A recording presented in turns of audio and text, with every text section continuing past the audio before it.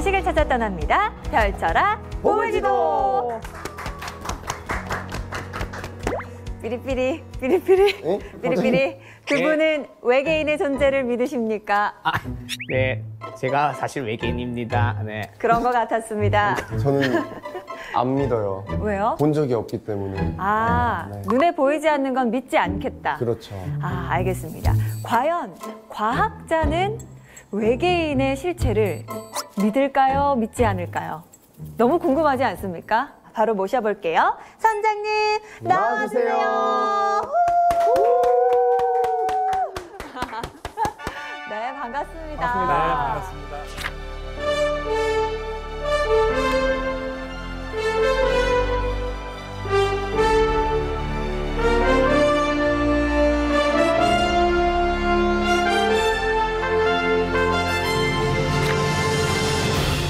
단도직입적으로 여쭙겠습니다. 네. 선장님께서는 외계인의 존재를 믿으십니까? 당연히 있죠. 외계인은 있습니다. 보셨어요? 직접 보지는 못했지만 여러 가지 정황으로 봤을 때 확실히 있다. 그렇게 생각을 해요. 100%요? 네, 오늘 이제 정황 증거를 제가 하나씩 이렇게 여러분한테 보여드리겠습니다. 와, 와우. 좋습니다. 사실 우리 선장님께서 정말 오랫동안 UFO에 관련해서 연구를 진행해 오셨기 때문에 아주 흥미로운 지식항해가 될 것 같습니다. 그럼 바로 지식항해 출발해 보도록 하겠습니다. My gosh. We're going against the wind. The wind's 120 knots from the west.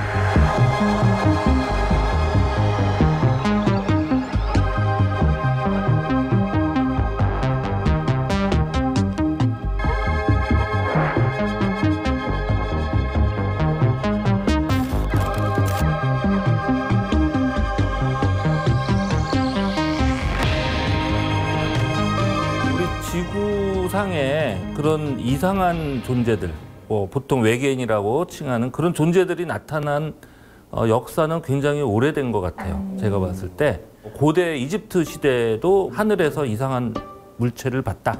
이런 기록이 있고요. 구약에서는 신이라고들 하죠. 그렇지만 이제 과학의 눈으로 잣대를 들이대서 이렇게 분석해 보면 이게 혹시 그런 외계에서 온 어떤 존재들이 아닌가. 이런 이제 의심들을 또 해볼 수도 있겠죠.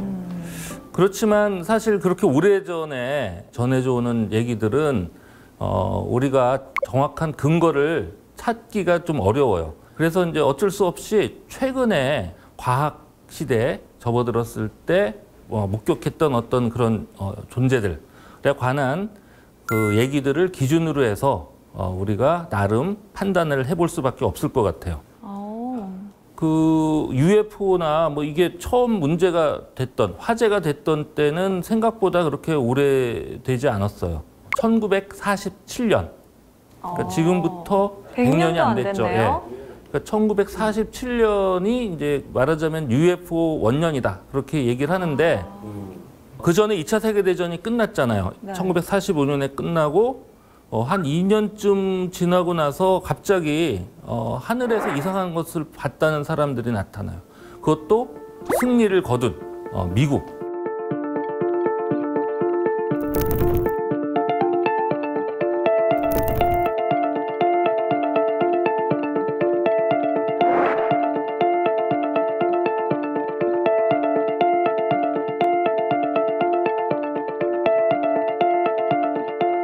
근데 그 가장 대표적인 게 바로 이 케네스 아널드라는 부보안관직을 갖고 있고 나름 사업을 해서 이렇게 성공한 그런 사람인데 비행기를 갖고 있었어요.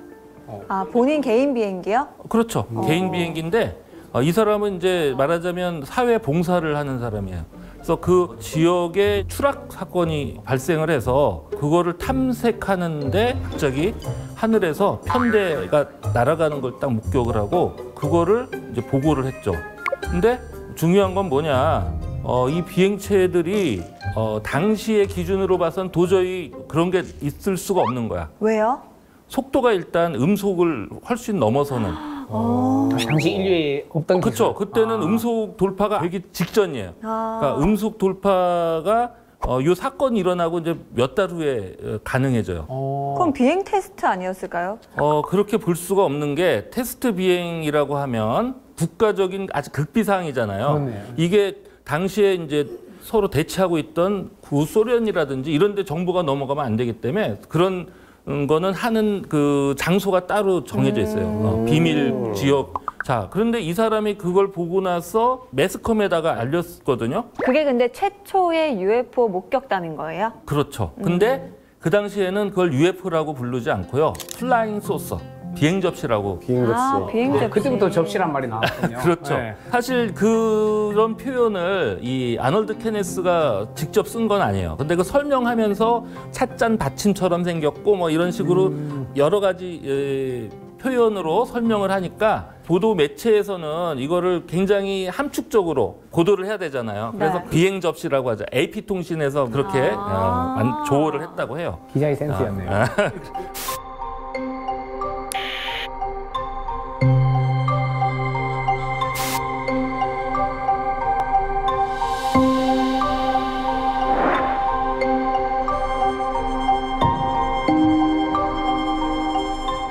그런데 재밌는 게 그 사건이 일어나고 나서 불과 한 2주 정도 안 돼서 또 난리가 나요. 로스웰이라고 들어보셨나요? 로스웰 사건. 네. 이거는 이제 일반 민간인 사건이 아니에요. 처음 시작했을 때 군에서 일어난 거예요. 군에서.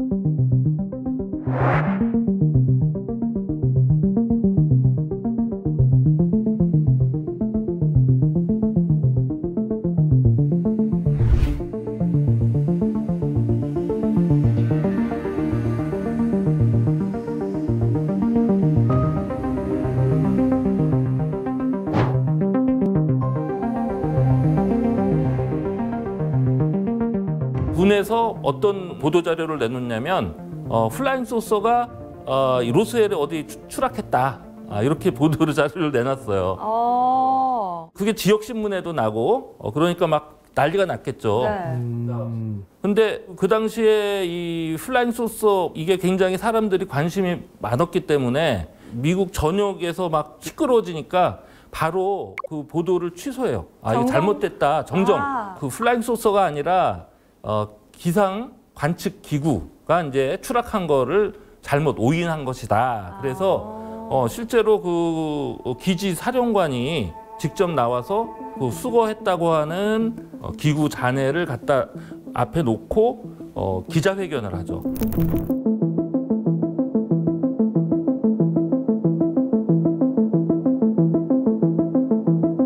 문제는 그러고 나서 나중에 실제로 그 수거 작업을 했던 사람 그 이제 당시 군인이었겠죠. 네. 자신이 수거했던 진짜는 그게 아니다. 따로 있다. 이렇게 또 따로 있다. 내부 고발을 해버렸네. 뜨드드든. 다른 데다 갖다 옮겼다. 뭐 이렇게 하는 바람에 이제 난리가 났어요. 덮을락 하는데. 와, 아니 근데 제가 막 알기로는 이때 외계인으로 추정되는 사체도 발견이 됐다 하면서 막 영상도 있었잖아요. 그 동영상. 네. 네.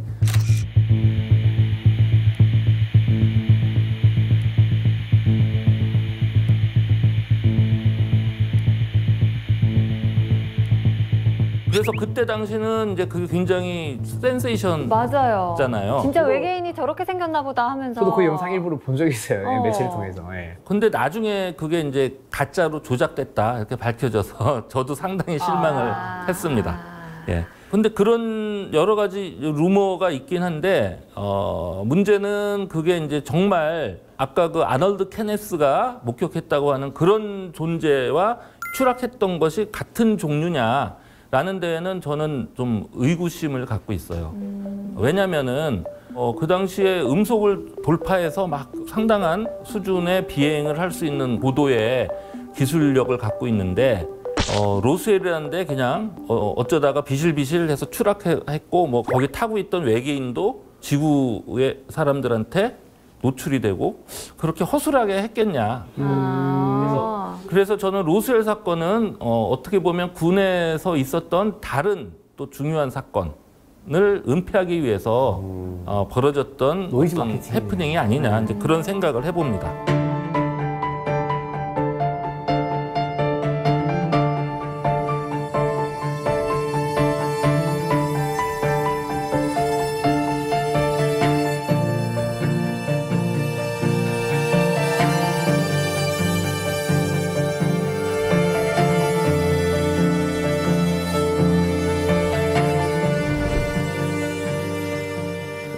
중요한 거는 1947년에 일반인들이 UFO를 목격하는 거는 기본이고 거기에 더해서 미국 공군, 당시는 공군이 육군에서 분리되기 전이에요. 그래서 뭐라고 불렀냐면은 우리말로 번역하면은 육군 항공대 뭐 이 정도로 예, 번역이 되는데 거기에 보고되는 거기 관련된 조종사들 그리고 거기 관제소에 이제 일하는 사람들이 UFO를 목격을 한 그런 사례들이 막 보고가 되는 거예요. 1947년에. 그래서 그 자료들을 이제 쭉 보면은 그 당시 미 육군의 조종사들이 훈련 중에 그런 괴 비행체들을 목격을 해요. 그들의 기준으로 봤을 때는 도저히 당시 수준으로 설명이 안 될 정도로 굉장한 높은 기술력을 보여주고 있는 그런 비행체다. 이런 판단을 해서 그런 보고서를 계속 보내는 거예요. 그래서 그거를 그 당시에 총괄해서 분석할 수 있었던 부서가 그러니까 미 육군 항공 군수사령부라는 데가 있었는데 여기에서 그 자료들을 갖고 보고서를 작성해요. 1947년 9월에 작성된 보고서인데요. 군에서는 비행 접시라고 하는 표현을 안 쓰고 비행 원반이라고 표현을 써요. 그래서 비행 원반이 결코 환상이나 허구의 산물이 아니다라고 적시를 하고 있고요. 그다음에 이제 이게 중요한데 극도의 상승 속도. 우리가 보통 일반 비행기는 상승을 하려고 그러면 이렇게 선회를 해서 올라가요. 지금 목격된 건 보면 그냥 바로 그냥 수직 상승이라든지 뭐 이게 가능하고 회전할 때 기동력. 일반 비행기는 회전할 때 일정한 반지름을 두고 이렇게 회전하죠. 근데 이 UFO는 가다가 거의 직각으로 꺾는 이런 걸 보여주는 거예요. 그다음에 또 하나 이게 단지 어떤 자연현상이 아닐 수 있다고 하는 그런 증거로 제시된 게 뭐냐. 레이더에 감지될 경우에 회피하려고 한다. 쑥스럽다, 쑥스럽다. 스물네. 그래서 이제 그 당시에 판단이 뭐냐. 아, 이거는 어떤 비행체가 맞다. 실제로 인위적으로 조정이 된다. 그렇지만 그 안에 조종하고 있는 어떤 존재가 타고 있을지는 의문이다. 왜? 이렇게 방향을 급하게 틀고 하면 안에서 가속도가 되게 세요. 그럼 가속도가 굉장히 커지면 일반 생명체는 못 견디죠. 그러죠. 최근에 그 탑건인가요? 파일럿들 뭐 중력 장치. 맞아요. 앞에 보면은 중력 가속도 해서 뭐 10을 돌파하냐 막 그런 네. 상황이 나오잖아요. 근데 비행 원반 당시 그거를 계산을 해보면은 이게 10이 문제가 아니라 뭐 100, 1000 막 그런 정도로 급하게 방향을 전환하는 거예요. 안에 조종사가 있다면 견디지 못한다. 아니 근데 이게 약간 의미가 있는 건 어쨌든 민간인들 사이에서 그랬대 하면서 전해져 내려오는 게 아니라 미국의 군부대 안에서 보고서 작성이 이렇게 이루어졌다는 거잖아요. 그렇죠? 그렇죠. 예. 비교적 짧은 시간 동안.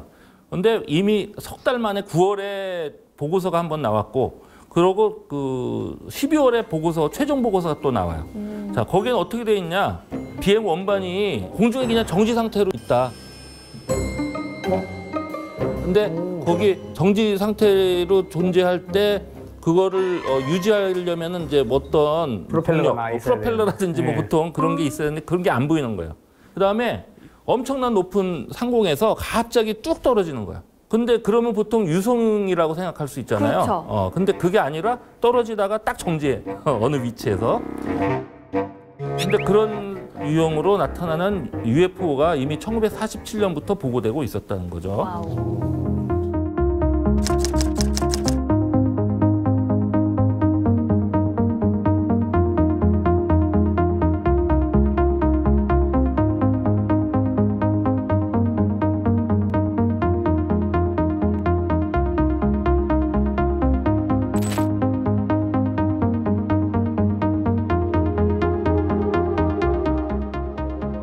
(1948년으로) 넘어가면서 네. 드디어 공군이 미국 그 육군에서 분리가 돼요. 그래서 미 공군이 이제 생겨나죠. 자, 그러고 나서 처음 했던 중요한 결정 중에 하나가 바로 이 UFO 관련된 거예요.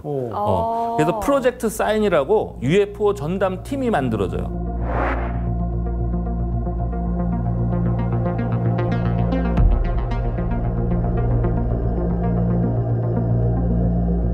자, 근데 이때도 역시 UFO라는 명칭을 쓰지 않아요. 그래서 요게 이제 1948년 1년 동안 이 프로젝트 사인이라는 팀이 조사 활동을 하는데 그때 최종 보고서에는 뭐라고 표현이 돼 있냐? Unidentified Aerial Object. UFO가 아니고 UAO네요. UAO. 네. 근데 A는 그러면 에어리얼, 공중. 에어리얼. 그러니까 공중의 어떤 물체다. 미확인 공중 물체. 뭐 이 정도로 해석이 되죠. 그러니까 이게 이제 그 당시에는 왜 이게 만들어졌냐? 외계인 그거가 아니라 소련을 비롯한 잠재적인 적국에서 만든 비밀 무기. 그러니까 일종의 이제 안에 사람이 타고 있지 않더라도 일단 미사일 종류 또는 그와 준하는 어떤 공격 무기일 수 있잖아요. 그렇죠. 자, 근데 재밌는 게 미국 최초로 조사 전담팀이 운용이 되는데 여기서 두 파로 나뉘어요. 한쪽은 뭐냐? 좀 조사해 보니까 이거는 외계에서 온 거다라는 걸 믿는 사람들이 한쪽이고 다른 쪽은 그게 아니라 소련에서 온 걸 가능성이 높다. 지구 안의 것이다. 아, 그렇죠. 근데 이제 중요한 건 이거를 주도했던 쪽은 바로 외계 기원론을 지지했다는 거예요. 그러니까 왜냐하면 그걸 자기가들이 직접적으로 조사를 해 보니까 소련 그건 아니야.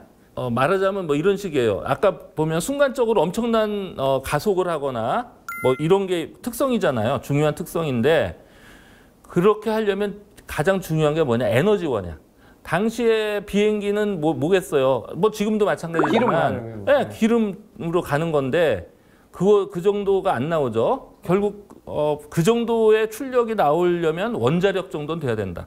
그건 다시 말하면은 그 정도 속도로 가속을 하려면은 원자폭탄을 계속해서 터트려 갖고 그렇게 만들어 낼 수 있는 수준이에요. 그러니까 현 지구에 존재하는 기술로는 그렇죠. 안 되는 거였네요. 예. 네. 근데 이제 소련 기원론을 주장하는 쪽은 소련에 뭔가 엄청난 게 지금 일어난다는 거를 계속해서 홍보함으로써 국방 예산을 딸 수 있잖아. 그래서 거기에 하기 위한 그거를 이제 하겠다는 그런 야심들이 있는 사람들이었다고 판단이 돼요. 경각심을 일으켜서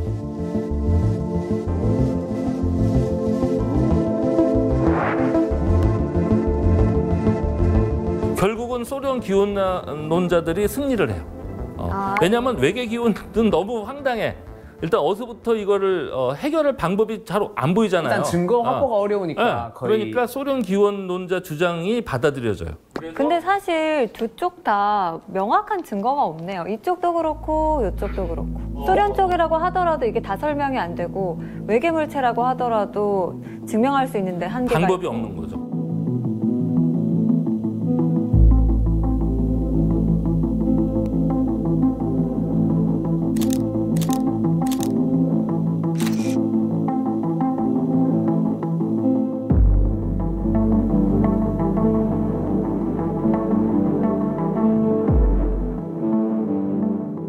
그래서 이제 사실은 그 소련 기원론자들이 득세를 하면서 이 UFO 전담 팀이 와해가 돼. 와해가 되고, 그러니까 이게 소련에서 기원이 됐다고 하더라도 중요하잖아요. 어쨌든 안보적으로. 그렇죠. 네. 그러니까 그거를 다시 재건을 해요. 그래서 생긴 게 이제 프로젝트 블루북이라는 거예요. 그러면서 바로 요게 다시 출범하면서 이름도 UFO. Unidentified Flying Object로 이때 처음 나온 단어인가요? 확실히 이제 저게 정착이 되죠. 미확인 비행 물체. 비행 물체 UFO.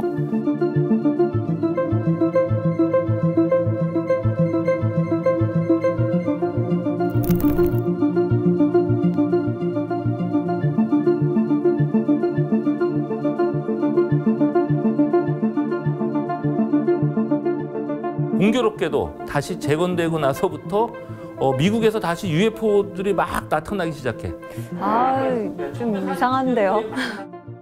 그러고 그 당시에는 또 이제 미국 사람들이 우리 한국 전쟁, 그러니까 6.25, 그게 50년대에 터져서 UFO가 우리 한반도에서도 막 목격이 되기 시작해요. 그 미 공군이 이제 한반도에서 작전을 수행하는데 UFO를 목격했다는 그게 실제로 보도가 되는 거야. 미국 본토에.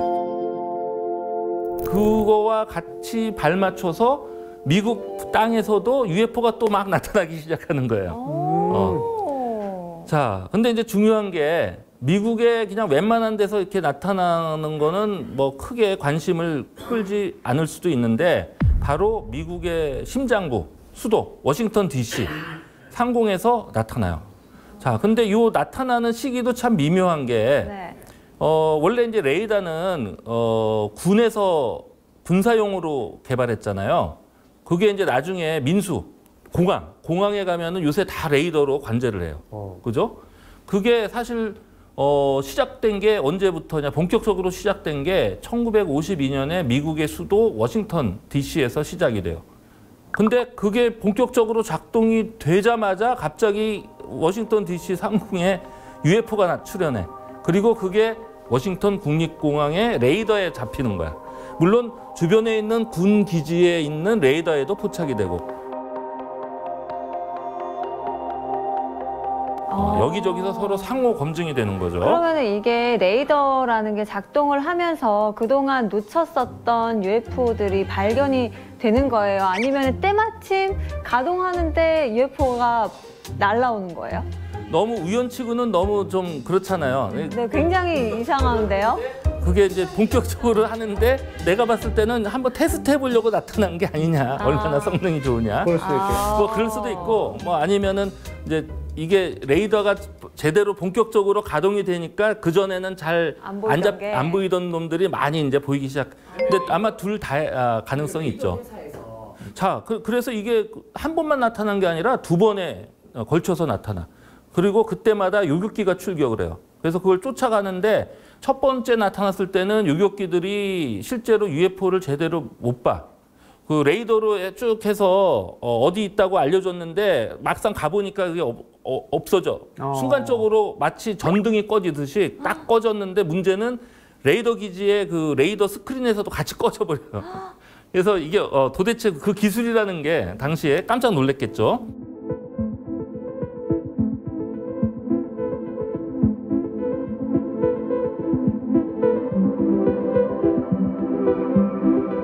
그러다가 이제 두 번째 7월 26일 날은 실제로 갔더니 이때는 이놈들이 사라지지 않고 나타나 있어요. 좀 보라고. 그래서 그걸 이제 추격을 하는데 속도가 너무 빨라서 당시에 가장 최정예 그 요격기들이 이 UFO들을 따라잡지를 못해요. 그래서 그 속도를 이제 대강 계산해 보니까 음속의 9배. 당시는 음속의 뭐 1.5배 내기도 쉽지 않던 상황인데 뭐 9배. 이상하고 우리 일반적인 물리 상식으로 이해하기 어렵네요. 이상하고 그렇죠. 이상해.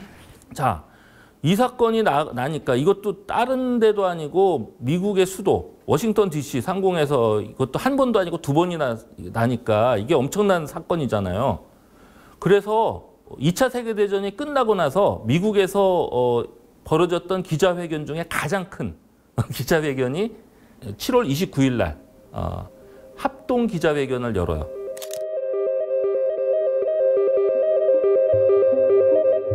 그래서 여기에 미 공군의 UFO 관련해서 가장 중요한 인물들이 다 거기에 나와갖고 기자회견을 하는데 거기서 결론이 뭐였냐. UFO 맞답니까?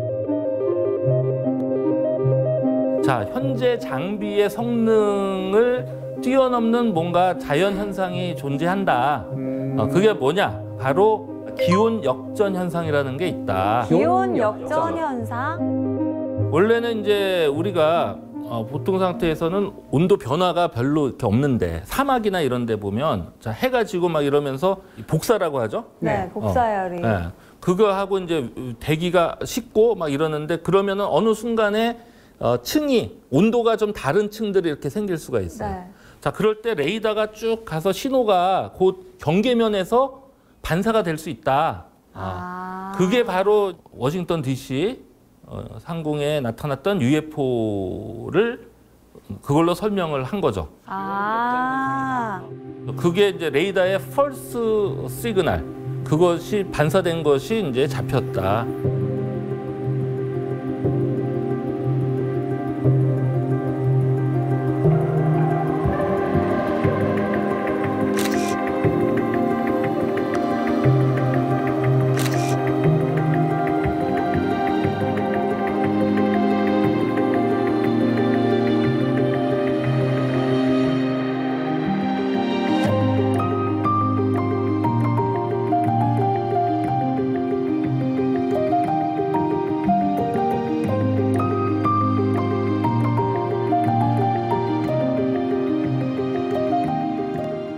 어쨌든 그렇게 해서 1966년에 이제 청문회가 열렸고요. 그 청문회의 결론이 뭐냐면은 군에서만 이걸 갖고서 조사 분석하는 건 한계가 있으니 민간 전문가, 이 분야에서 최고 수준의 민간 전문가들한테 프로젝트 블루북 팀에서 조사했던 내용을 넘겨줘서 제대로 조사 분석을 해서 진위를 파악하자, 이런 결론을 내려요. 자, 어떤 면에서 제대로 된 부분이 있긴 해요. 2년 가까이 전문가들이 달라붙어서 조사를 했고 그것이 두꺼운 레포트로 나와요. 그래서 그 내용을 읽어보면 이게 상당히 뭐 과학적으로 뭔가 중요한 부분이 존재한다. 그런 것들이 군데군데 있어. 자, 근데 이 뭐라 그럴까, 정치인들은 그런 거를 일부러 안 밝히려고 하면 얼마든지 안 밝힐 수 있어요. 그리고 이거를 실제로 이 프로젝트를 주도했던 사람이 전 미국의 물리학 회장을 맡고 있던 에드워드 콘던이라는 저명한 학자인데, 이 사람한테 군에서 뭔가를 준 것 같아요. 어떤 큐 사인을 줘서. 그래서 이 두께가 이렇게 두꺼운 보고서인데 맨 위에 요약문이 나와. 몇 줄 안 되는. 그 요약문에 뭐라고 적혀 있냐.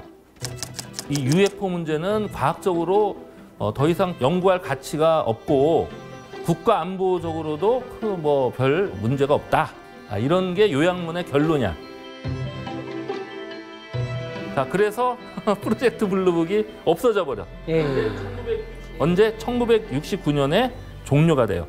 그래서 미국의 공식적인 그 UFO 전담 조사팀이 1969년 12월 말에 없어져, 사라져 버려.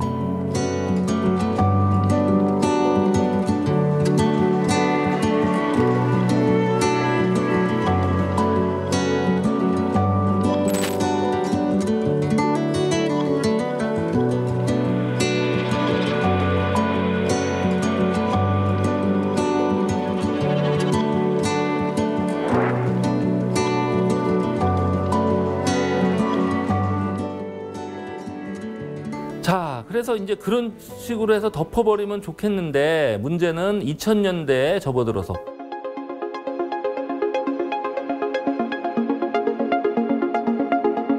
자, 2017년 뉴욕타임스에서 보도를 해요. 미 국방부 내에 2008년부터 2010년 사이에 UFO를 조사를 재개한 적이 있었다. 왜? 69년에 마무리가 됐잖아요. 네. 그러고 나서 한 50년쯤 지나고 나서 갑자기 미국의 그 국방부 안에 UFO 전담팀이 가동이 됐다는 얘기예요. 왜요? 궁금하죠? 네. 자, 그 계기가 뭐냐면 좀 엉뚱한 계기야. 미국의 유타주라고 있죠, 유타주. 유타주. 가축 도살 사건이라고 막 얘기를 해요. 가축 도살 사건. 그러니까 뭐냐면 소가 어느 날 갑자기 죽어 있어. 근데 그냥 병사하고 뭐 이런 게 아니라 누군가가 예리한 칼로 장기를 도려내요. 근데 신기하게도 피가 하나도 없어. 그 텍사스에 살던 어느 일가족이 그 유타주의 어느 목장이 싸게 나왔어. 그래서 거기로 이제 그걸 사갖고 저 입주를 해요. 거길 들어와서 사는데 이상한 일들이 막 생기는 거야. 목장에서 갑자기 여기 있던 어느 우리에다 가둬놨던 소들이 다음날 가보니까 엉뚱한 데가 이렇게 가둬져 있고 어떤 물건이 없어졌는데 보니까 나무 어디 꼭대기에 막 올려져 있고 뭐 이런 일이 있었대요. 귀신이 고칼 노릇이. 진짜 있었는지 모르겠어. 그 위치의 목장에서만요. 그렇죠. 그 유타주의 어느 목장에서. 근데 이제 그 사건이 이제 알려지니까 미국에 이제 그 보면 돈이 엄청 많은 부동산 재벌이 네. 그 목장을 사들여. 아, 또 UFO에 관심이 네, 많은 그쵸, 그쵸. 부호였구나. 그래서 자기가 사람들을 전문가를 이렇게 고용해서 거기서 사건이 났다 그러면은 투입을 해. 그래서 조사를 시키고 뭐 이런 일을 해요. 근데 가족들이 있을 때는 사건이 되게 자주 일어나고 좀 심각한 수준으로 일어났는데 카메라 촬영 뭐 이거 다 들고 하니까 결정적인 증거를 못 잡고 이제 서로 숨바꼭질을 하는 거예요. 관찰이 시작되는 순간 숨었네. 근데 어쨌든 간에 그런 거를 하다가 이제 결국은 부동산 재벌이 에이 별로 재미없어 그래갖고 팀을 해체해버리고 농장도 이제 팔았는데 그 사건을 갖고 관련 그 조사했던 사람들이 책을 내.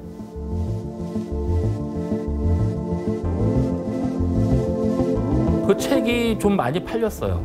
대박 날 것 같아요. 그 책이 어느 그 국방 전문가 그 책을 사서 보고는 거기에 엄청 흥미를 느껴서 자기 소속돼 있는 그쪽 팀 사람들하고 같이 봐요. 그래서 그 목장에 한번 가보자고 해서 실제로 그걸 가서 자기가 또 이상한 체험을 해. 그러고 나서 그거를 한 2년 동안 거기서 UFO를 조사를 해요.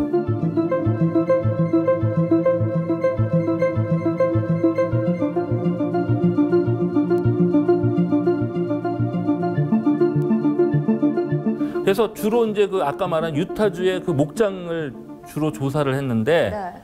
그걸 하다 보니까 부산물로 어떤 중요한 사건에 대한 정보가 들어와.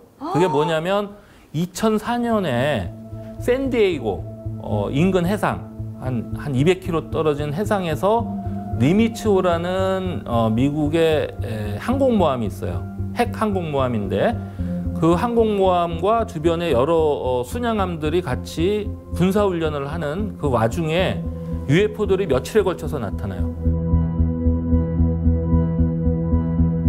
그리고 중요한 게 뭐냐, 하늘에서 아까 말했죠, 마치 뭐 유성 떨어지듯이 뚝뚝 떨어지는 그런 현상들이 목격이 돼요. 레이더로 목격이 돼.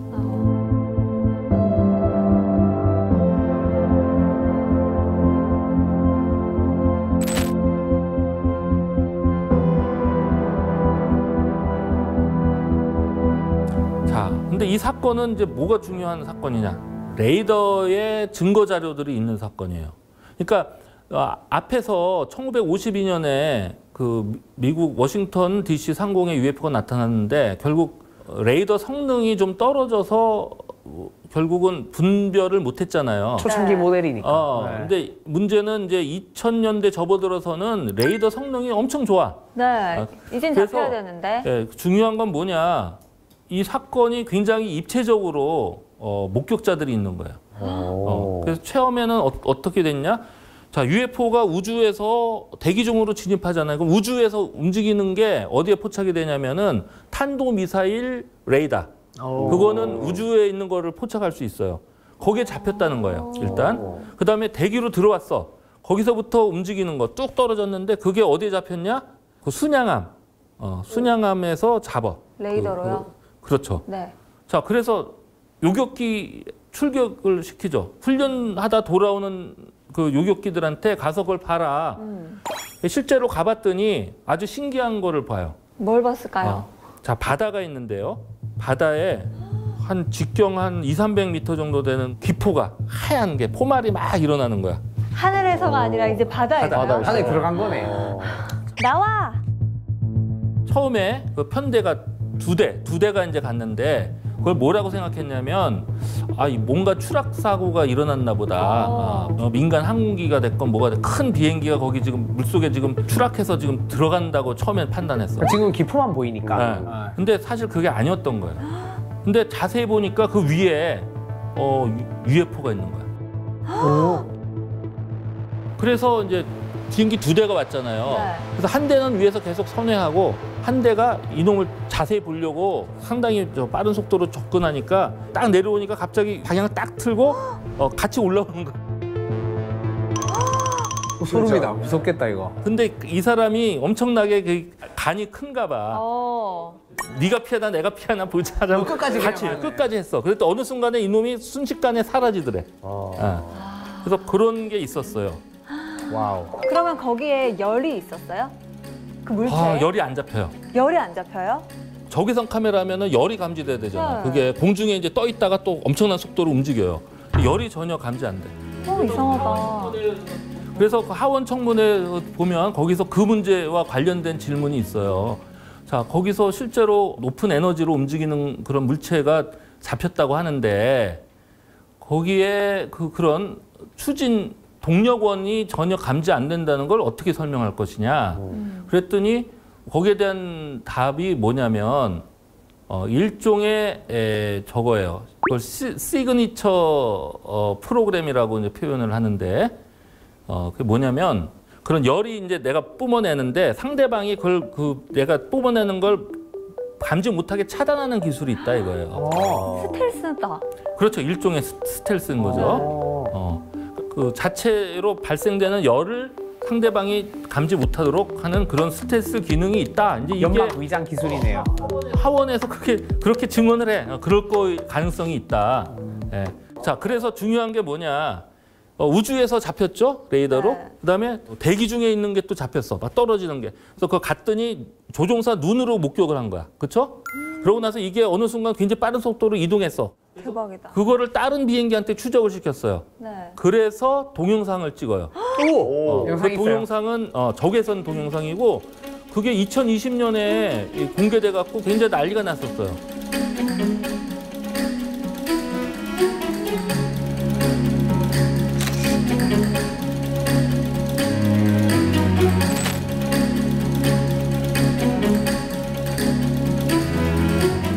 자, 왜냐면 오늘날 기술적으로 지구상의 기술로는 이런 운행을 할 수 있는 비행체가 없어요. 이거 생각을 해봅시다. 우리가 네. 우주 바깥에 지금 발사체를 이제 쏘 올리잖아요. 그러면 얼마나 국가적으로 난리가 나. 왜냐면 그거 하나 올리는 게 보통 쉬운 일이 아니고 돈도 엄청 엄청난 들고 자원이 들죠. 에너지도 많이 필요하잖아요. 그래서 처음에 출발할 때는 엄청 큰 놈이 출발하죠. 그 안에 연료를 가득 담고 네. 그래서 중력권을 벗어나는 거야. 그때 연료를 다 써요. 빈통은 버리고 나중에 조그만 본체만 우주 바깥으로 겨우 나가는 거예요. 자, 그러다가 이제 한동안 그러다가 스페이스 셔틀이라는 프로그램이 생겼죠. 그렇게 나갔다가 다시 들어올 수 있게 재진입해서 재활용하잖아요. 근데 그거는 문제는 뭐냐? 나갔다가 다시 들어왔다가 못 나가 다시. 왜냐하면 이미 나가는데 연료를 사실상 다 써버리기 네. 때문에. 근데 UFO라는 놈은 이게 나갔다가 다시 들어왔다 들락날락을 쉽게 한다는 거죠. 그다음에 더 중요한 거는 물속에 우리가 보면 수륙 양용차 있죠. 네. 육지와 물속을 왔다 갔다 하는 그런 차는 현재 있어. 근데 갑자기 비행기가 날아가다가 물속에 들어가서 물속에 다니다가 다시 또 튀어 올라서 하늘을 또 나르고 이러는 거는 현재 없어요. 갈매기밖에 안 돼요. 예. 그렇죠. 샥 들었다 나가는 거. 그게 어디 그런 거 비슷한 걸 개발하고 있다는 얘기도 못 들어봤어 아직. 근데 실제로 이제 그런 게 있다는 게 되게 신기한 거죠. 그래서 네. 그 사건이 나중에 이제 불거져 갖고 미 하원에서 또 청문회가 또 열려요. 네. 이야. 이제 이거는 UAP 청문회야. 그러니까 용어가 바뀌어요. UAP. 2008년에 그 새로 만든 팀에서는 UFO라고 더 이상 안 부르고 UAP라고 불러. Unidentified Aerial Phenomena. 오브젝트도 페노메나로 바꿔버려. 왜냐면 오브젝트 하면 뭔가 진짜 인공으로 만든 그런 느낌이 있잖아요. 그렇죠. 네. 근데 이제 현상으로 해야지 이제 뭔가 좀 덜 불편하잖아. UAP 그렇죠. 미확인 공중 현상.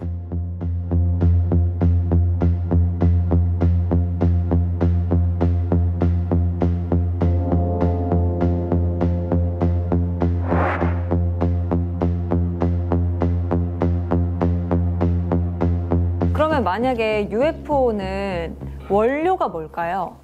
그래서 실제로 사실은 아까 그 2008년부터 10년 동안 전담 팀이 가동되면서 용역 사업을 줘요. 뭘 연구시키냐면은 그런 UFO의 동력원이 무엇일까. 그래서 실제로 그 중에 보면 가능성, 파서빌리티가 있는 게 원자력, 핵 추진, 그 다음에 핵 융합, 뭐 이런 융합. 동력원, 그 다음에 반중력. 현재 우리는 아직 그 반중력 시스템을 못 만들죠. 개념적으로 꿈에, 많이 있지 않나요? 네, 반중력 어떤 그런 거에 대한 근데 연구를 실제로 하고 있는 학자들이 있어요. 반중력. 그 다음에 굉장한 에너지를 어서 뽑아서 써야 되잖아. 그래서 우리 그냥 이 빈 공간에서 에너지를 무한정 뽑아 쓸 수 있다. 뭐 이런 황당한 연구도 하는 사람들이 있어. 그 정도로 설명을 해야 가능할 것 같잖아요.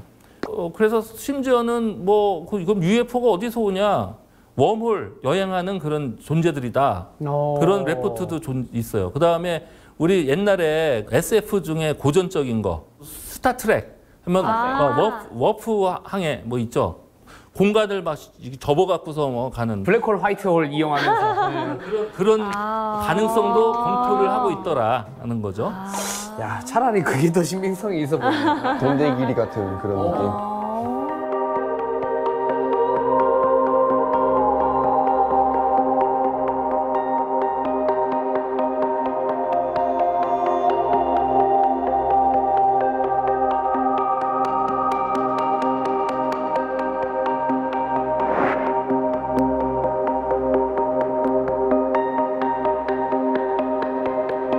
UFO가 우리가 생각하고 있던 그 범위를 확실히 넘어서 우리 기존까지 UAP, Unidentified Aerial Phenomena는 우리 대기 중에서 움직이는 것만 가정한 거잖아요. 자, 근데 아까 우주 바깥에서 날아오는 게 탄도 미사일 그 레이더에 잡혔다고 했잖아요. 그럼 우주에서도 이게 있다는 게 증거가 있는 거야. 네. 그 다음에 물속에 있는 것도 잡혔죠. 네. 그러면은 우주, 대기, 물속 다 세 있어. 가지 영역을 넘나드는 어떤 물체가 있다라는 심증을 갖게 되죠. 근데 그런 심증을 우리만 저만 또는 여기 계신 분만 갖는 게 아니라 미국의 상원의원회 관련 위원회에서 이걸 법으로 해서 규정을 해버려요. 신기하죠? 네. 자, 아주 최근이에요. 2022년 7월 20일 날 진짜 최근이다. 이 AARO라는 조직이 만들어져. 이게 아까 말했던 프로젝트 사인이나 프로젝트 블루북하고 거의 같은 조직이에요. UFO 전담팀이야. 다시 만들어졌네요. 네, 그죠? 이제 이거 AARO라는 거는 시한이 정해져 있지 않고 계속 법으로 이제 없애버리기 전까지는 계속 존재하는 그런 조직이에요. 근데 요거를 만들면서 UAP의 정의를 바꿔버려요. 그래서 이게 법 이름이 바뀌어 있어. 뭐라고 바뀌었냐?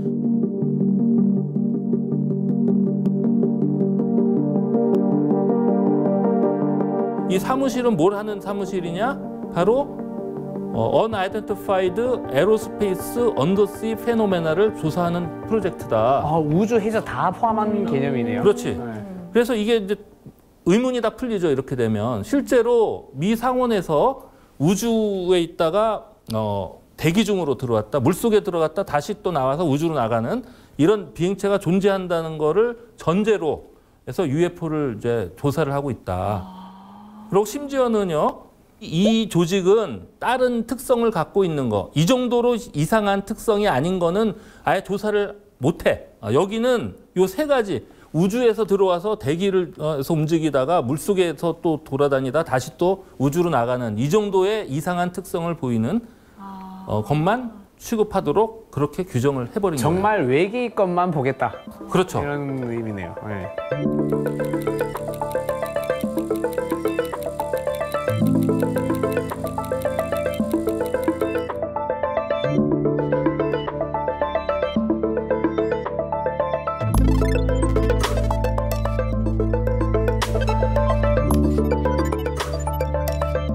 아니 사실 지금 미국에서 발견된 UFO를 주로 목격담을 듣고 있잖아요. 우리나라에서도 그렇죠. 발견된 게 분명 있죠.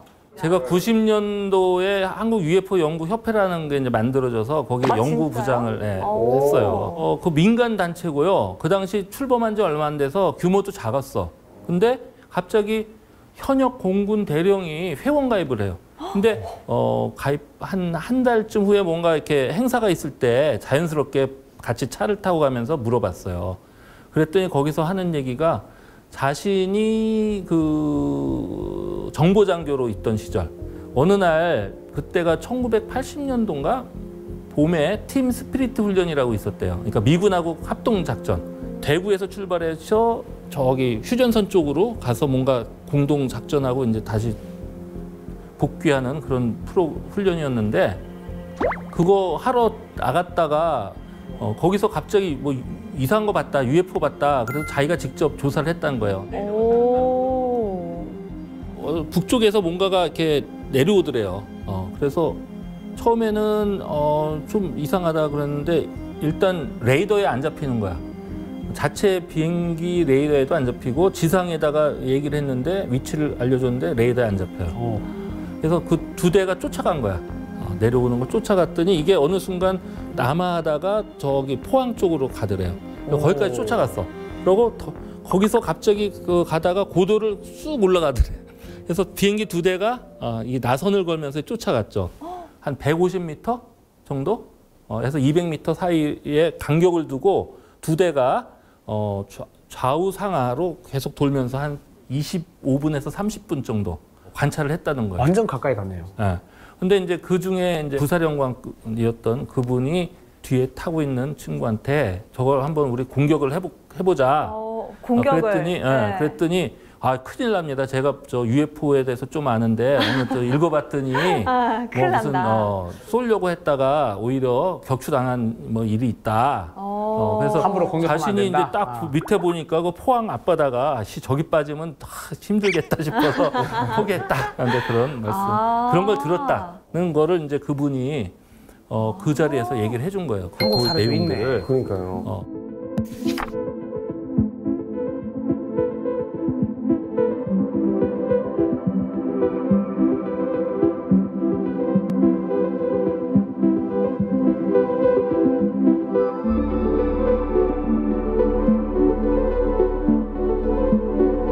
저는 사실 우리 맹성열 선장님이 전해주는 UFO 이야기가 더 신비롭고 매력적인 이유가 사실 과학자이시잖아요. 그렇죠. 예. 과학자가 이야기하는 UFO 이야기이기 때문에 더 많은 분들이 좀 귀 기울이게 되는 것 같거든요. 그래서 여쭤보고 싶은 게 과학자로서 네. UFO, 외계인의 그 존재, 유무, 그 이야기 자체가 인간 문명에 좀 어떤 의미일까, 어떻게 생각하시는지 궁금해요.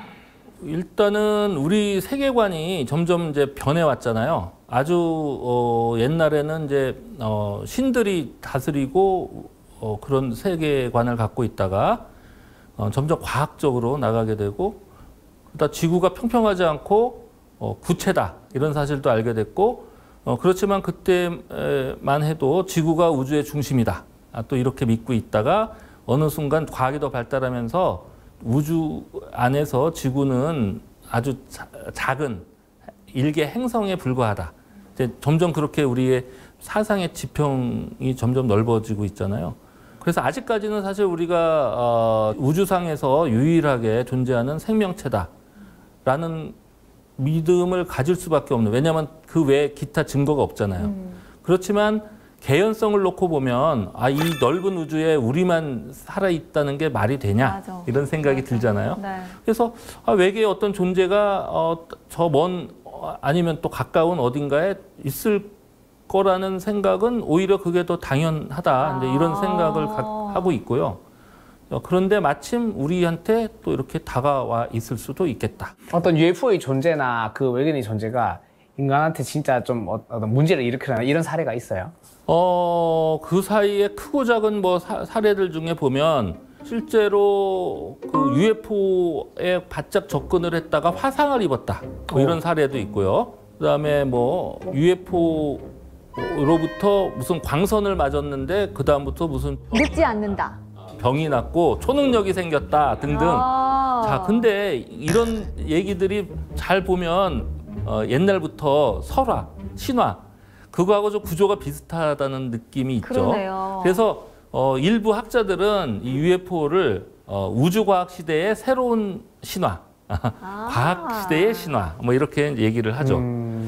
알겠습니다. 오늘 선장님과 함께 흥미로운 UFO 이야기 나눠봤는데요. 끝으로 오늘의 강의 한마디로 정의를 해주신다면요? 자, 세상은 진짜 넓고요. 할 일은 많은데 외계인을 우리가 어떻게 바라보고 그들과 어떤 소통을 할 건지 이것도 우리가 앞으로 해야 될 일이 아닌가. 그러니까 UFO와 외계인은 제 관점으로는 확실히 존재하고 그것도 우리 아주 가까이 있는 것 같습니다. 가까이. 가까이.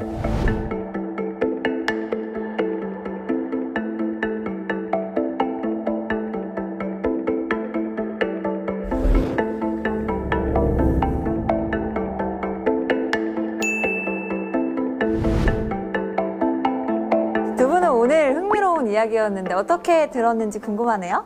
사실 저는 오늘 UFO만 알았는데 사실 이제 단어도 바뀌고 UAP 그래서 이 큰 단어가 이제 점점 커지는 게 이제는 단순히 날아다니는 물체 하나에 이제 치중하지 않고 다양한 현상으로 나타날 수 있다. 그래서 저는 언젠가는 이게 앞에 계속 모든 단들이 U로 시작했잖아요. unidentified. 근데 이제 확인이 되어서 identified, I로 시작하는 단어로 바뀌면 그런 날이 빨리 왔으면 좋겠어요. 엄청 재밌을 것 같아요. 그래서 저는 그날이 오기를 기대하면서 네, 우리 맹성열 선장님 계속 응원하겠습니다.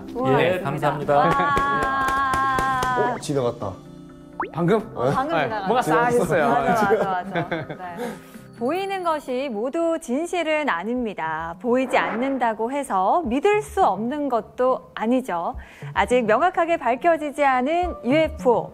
혹시 UFO의 실체를 다 밝히는데 우리 과학기술이 따라가지 못하고 있는 건 아닌지.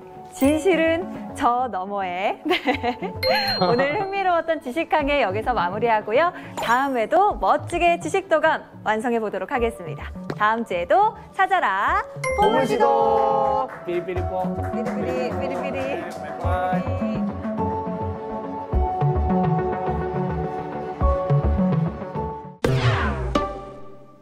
뭐 이집트 관련해서 재밌는 얘기가 많이 있는데 네. 오늘은 그 중에서도 잘 안 알려져 있는 부분들. 250여만 개의 석재, 총 중량이 한 600만 톤. 기자 대피라미드의 연대를 측정했어요. 기원전 한 3,000년 전으로 주로 건설된 게 맞아 보이지 않아요? 네, 피라미드가. 그다음에 그 망원경을 그때 만들었었다. 망원경이 기원 전부터 있었다고요? 그러고 흉내 내봤는데 효과가 그 정도 안 나오더라.